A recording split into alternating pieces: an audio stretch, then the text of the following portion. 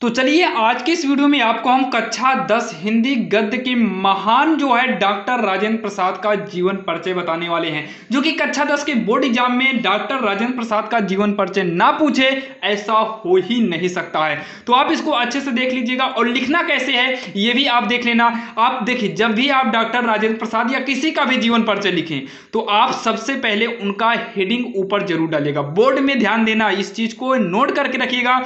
Board में आपको ऐसे ही लिखना है। तो सबसे पहले इनका मेन हेडिंग डालिएगा। आप ऊपर प्रश्नोत्तर संख्या तो डालेंगे ही, कौन सा है कौन सा नहीं है।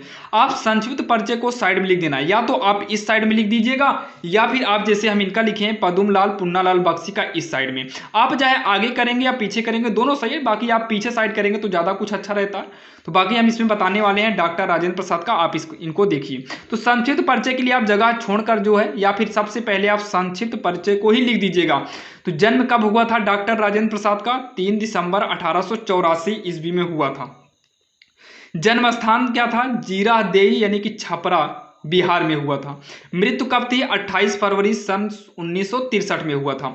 भारत के राष्ट्रपति रहे थे। भारत रत्न से इनको अलंकृत किया गया था। इनके संपादन क्या थे? तो देश पत्रिका था। और भाषा क्या थी? खड़ी भाषा बोली थी। तो ये मेन पॉइंट है, आप मेन पॉइंट को साइड में कर देना। उसके बाद इनकी कहानी देखिए क्या थी। तो देश रत्न, डॉक्टर राजेंद्र प्रसाद को देश रत्न कहा जाता है, यानी कि देश रत्न की उपाधि मिली थी। तो देश रत्न डॉक्टर राजेंद्र प्रसाद का जन्म 3 दिसंबर सन 1884 ईस्वी को बिहार राज्य के छपरा जिले के जीरादेही ग्राम में हुआ था। इन्होंने कलकत्ता विश्वविद्यालय में एमए की परीक्षा उत्तीर्ण की। कहाँ की? एमए की परीक्षा उत्तीर्ण की। राजेंद्र बाबू मेधावी छात्र थे और प्रायः सभी परीक्षा में प्रथम स्थान प्राप्त किए, यानी कि जितनी भी परीक्षा इन्होंने दिया उसमें प्रथम स्थान प्राप्त करते थे। और उसके बाद मुजफ्फर के एक कॉलेज में कुछ दिन अध्यापन का कार्य किया, यानी कि वहां के टीचर रहे।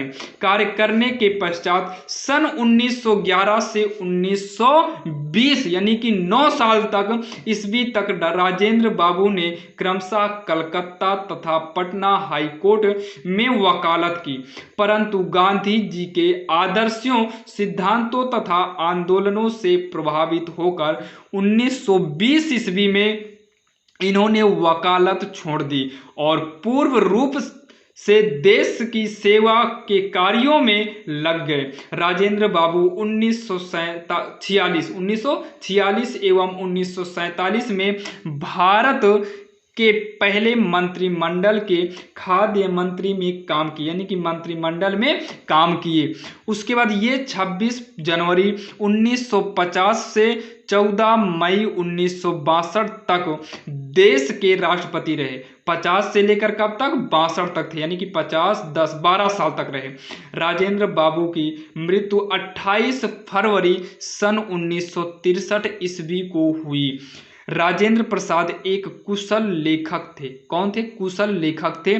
डॉक्टर राजेंद्र प्रसाद जी ने विभिन्न विषयों पर लेखनी चलाई। क्या चलाई? लेखनी चलाई। इनकी प्रमुख कृतियां का विवरण इस प्रकार है: इंडिया डिवाइडेड, सत्याग्रह, एट चंपारण, भारतीय शिक्षा, गांधी जी की देन। गांधी जी के ये शिष्य थे, आदर्शों को मानते थे, तो गांधी जी की देन और मेरी आत्मकथा, मेरी यूरोप यात्रा आदि, ऐसे बहुत सारी जो है इनकी कृतियां थी। तो यही इनका जो है जीवन परिचय है। आप इतना लिख दीजिएगा, आपका नंबर पूरा मिलेगा। अगर इसकी भाषा पूछेगा तो इनकी भाषा क्या थी? खड़ी भाषा थी, तो आप खड़ी बोली लिख सकते हैं। तो ये था डॉक्टर राजेंद्र प्रसाद का जीवन परिचय, जो कि काफी आसान था। अगर आपने ध्यान से वीडियो को शुरू से लेकर अंत तक देखा है तो आपको डॉक्टर राजेंद्र प्रसाद का जीवन परिचय के बारे में याद हो गया होगा। इनके मेन पॉइंट को आप लिख लीजिएगा, नोट कर लीजिएगा। तो चलिए मिलते हैं किसी अन्य वीडियो में। अगर वीडियो पसंद आया हो तो चैनल को लाइक करिए, सब्सक्राइब करिए और ऐसे ही इंपॉर्टेंट क्वेश्चन के लिए हमारे इस चैनल आरएसएल मैथ को सब्सक्राइब करिए। अगर आप जो है आरएसएल मैथ से चैनल पर जाते हैं तो वहां पर आपको सभी वीडियो कक्षा 10 के मिल जाएंगे। ध्यान देना, जिस चैनल को आप देख रहे हैं ये आरएसएल मैथ है, तो आपको कुछ नहीं करना है, इसी आरएसएल मैथ के लास्ट में यस लगाना होगा। तो आप हमारे आरएसएल मैथ्स यानी कि दूसरे चैनल पर चले जाएंगे, जहां पर केवल आपको कक्षा 10 के सभी वीडियो मिल जाएंगे। चलिए मिलते हैं किसी अन्य वीडियो में, तब तक के लिए जय हिंद।